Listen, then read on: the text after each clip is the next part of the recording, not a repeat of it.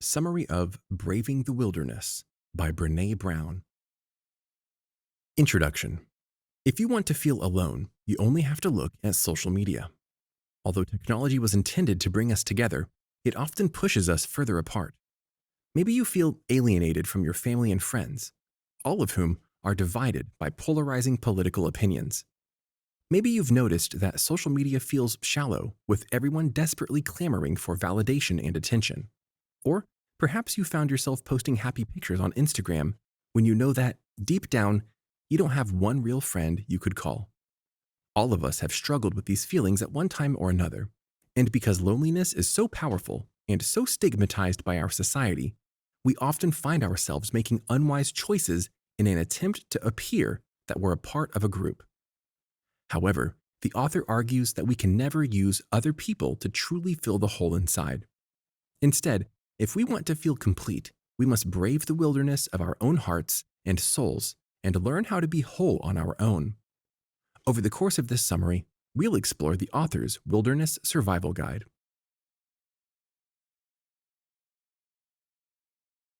Chapter 1. The Search for Belonging.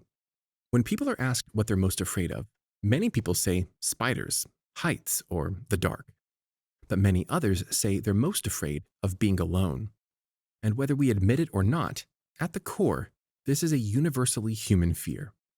For many of us, this stems from an early formative experience with loneliness, one that made us dread the prospect of ever feeling that way again. Maybe it started in elementary school, when you were the only kid who didn't get invited to a birthday party.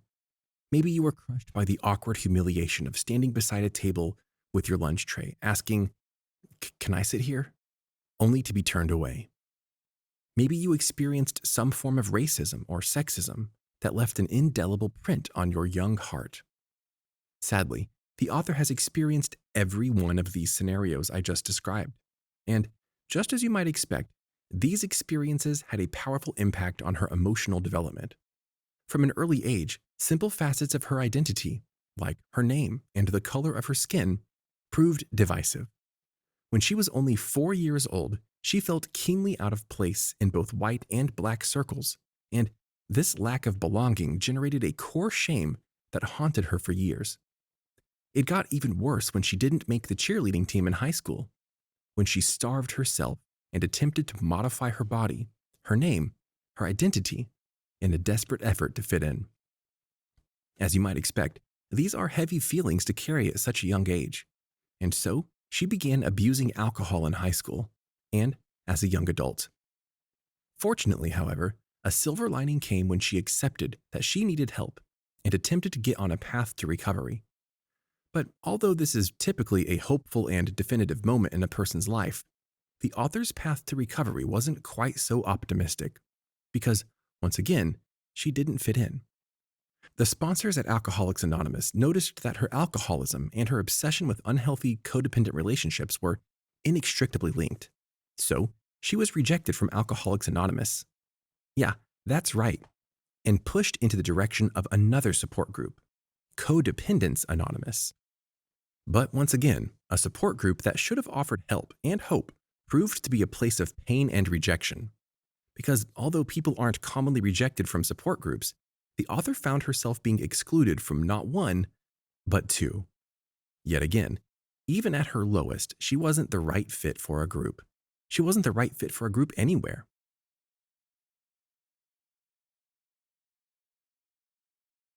Chapter 2. What does it really mean to belong? As we've seen through the author's example, it's incredibly painful to feel as though you don't belong.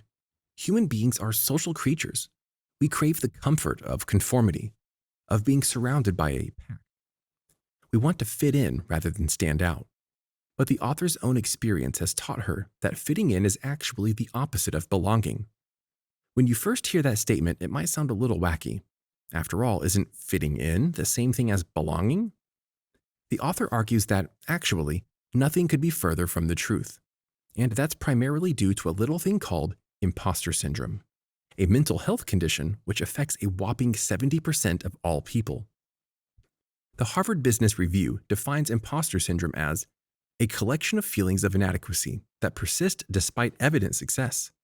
Imposters suffer from chronic self-doubt and a sense of intellectual fraudulence that overrides any feelings of success or external proof of their competence. They seem unable to internalize their accomplishments, however successful they are in their field. High-achieving, highly successful people often suffer, so imposter syndrome doesn't equate with low self-esteem or a lack of self-confidence. In fact, some researchers have linked it with perfectionism, especially in women and among academics. And this is especially true of the author. You may have also experienced it yourself, perhaps in high school or college. Maybe, as a high school student, you dressed like everybody else, talked like everybody else, and hung out with the cool kids in an effort to appear like you belonged. But deep down, you may have felt that you had nothing in common with your friends at all. Why? Because you didn't have a real connection. You might have fit in on the surface, but you didn't belong because that wasn't really your tribe. Your relationship with your friends was far from authentic, and therefore, you still felt as though you didn't belong. The same is also true of college students or professors who go to great lengths to convince others that they fit in their environment. But under the surface, you might constantly think, I don't really belong here. Someone's going to figure it out. They're going to know that I'm not as smart, not as talented, not as worthy. And so, into the end, it doesn't matter if you appear to fit in with the right crowd. Fitting in is not the same as belonging. The author discovered this firsthand when, as an adult, she experienced an awakening. She realized that she had spent her entire life pursuing the acceptance and approval of others. She had wasted so much time trying to make other people like and include her. But in the end, she discovered that you can never really belong to anybody but yourself. That's because people, places, and circumstances will come and go throughout your life. But you are stuck with you forever. And at the end of the day, you must only seek acceptance and belonging within yourself. It's easy to define your worth in terms of other people's validation and approval. But as hard as it can be to accept that, another person's opinion does not define you. Ultimately, only you can define you. The author realized that her pain and her search for belonging ended on the day she decided to accept herself.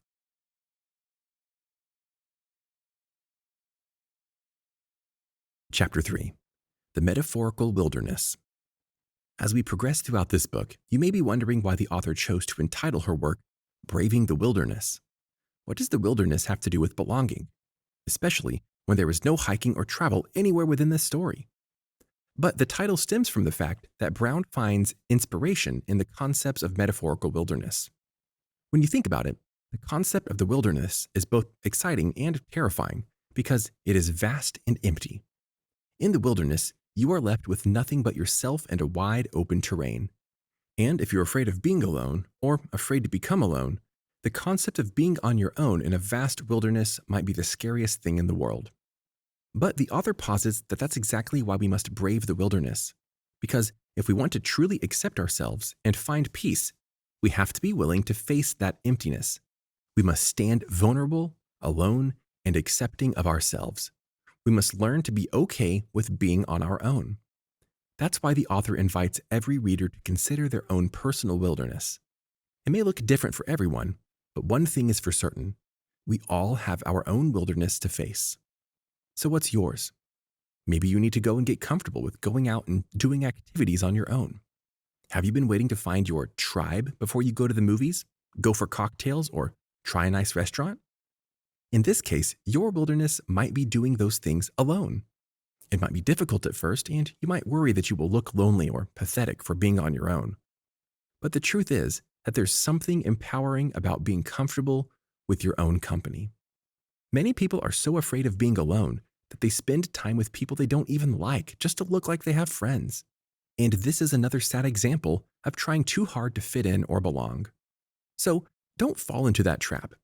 Go out, be brave, and empower others to do the same. Similarly, your wilderness might take on the form of validation through social media.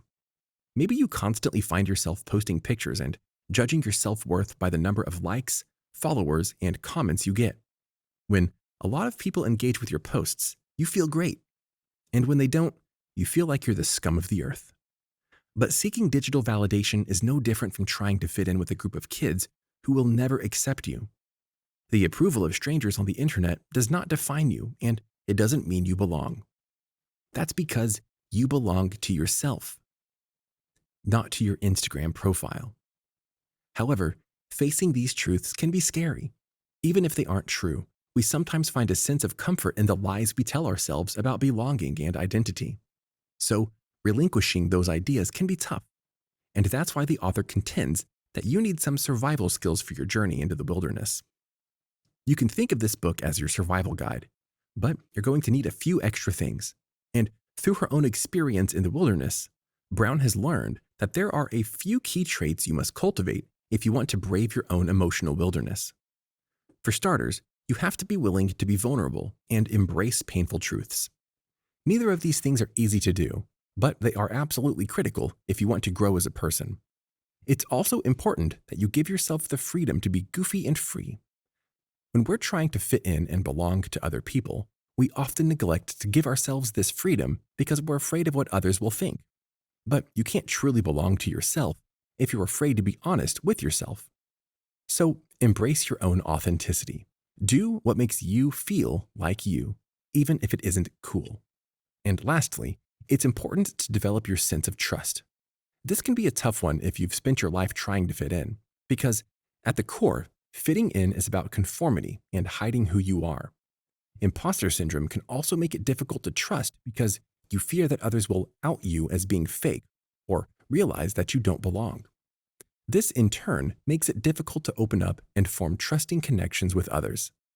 But you can't belong to yourself unless you can be honest with yourself and with others. So cultivate these 7 trustworthy traits in yourself and look for people who embody these qualities themselves. The author affirms that a trustworthy person is reliable, willing to take responsibility for their mistakes, respectful of personal boundaries and personal information, ethical, open-minded, and willing to give of their time and heart.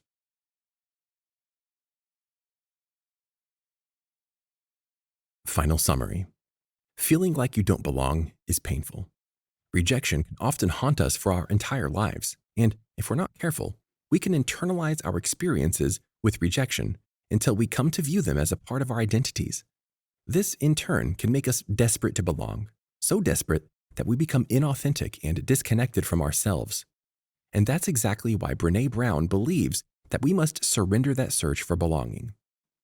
Rather than attempting to fit in with others, we must brave the wilderness and face our own hearts so that we can truly belong to ourselves.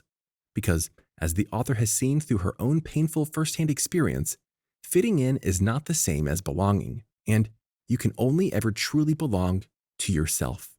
So, shake off that need for someone else's approval and cultivate your relationship with yourself.